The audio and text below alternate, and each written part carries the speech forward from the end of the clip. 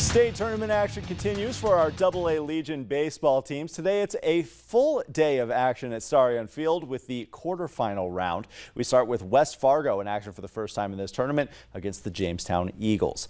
Jamestown with a 3-0 lead as we pick up the action in the bottom of the second.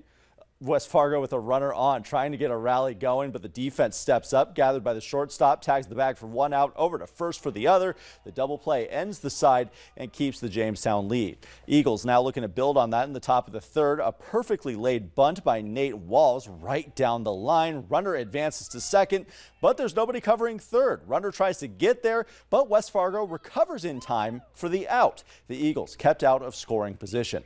They have another chance to add to their lead here in the fourth. Knocked to first, and look at the hustle coming up here. Pitcher Hudson Dinger, great name, in a foot race to the bag, and he wins it. Jamestown turned away once again, and West Fargo will eventually rally, walking it off for a 6-5 win in 8 innings. And our hosts in action for the first time in this tournament, the Post 400 Stars taking on Minot. It's the Vistas grabbing an early lead here in the first frame. Aiden Deal fires it right back to the mound off the pitcher, and that's going to be good enough for an RBI single. Joe Gould would stay in the game to pitch for Post 400 despite taking that shot to the hip. Minot keeping the momentum going into the bottom of the third. Adam Rodeker with a drive down the first base line. Kellen Burke rounds third. He makes it all the way back home to double that Minot lead. They would finish the frame up 3-0 though. Post 400 starting to fight back now in the top of the fourth. Caleb Christensen with a big shot to left, bringing in their first run of the day. We've got a 3-1 game. Moving ahead a little bit now, it's a one-score game and the bases are loaded for Keegan Wessels. Chops it through right field. Nobody could grab it in time. We're all tied up at 3 runs each. But it's Minot holding them off the rest of the way, adding one more run to advance with a 4-3 victory. They take on the top-seeded Fargo Post 2 in the next round.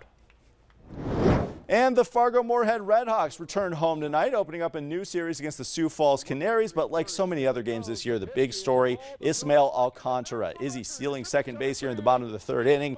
He is now the all-time stolen base leader in team history for a single season. That was Izzy's 48th stolen bag of the year. He had tied the record on the road last week, now sits alone at the top of the leaderboard, passing Zach Penpraise there. The most impressive part of all this, we still have well over a month left before the end of the season. So I don't know what number necessarily is he's going to finish with as far as stolen bases go, but I feel like north of 60 is not out of reach here. So it could be a pretty special year. Didn't he also leave the team for about a week? Yeah, he played in Mexico for about a month, and he was the All-Star Game MVP after being named a reserve to that. So came back to steal some more bases.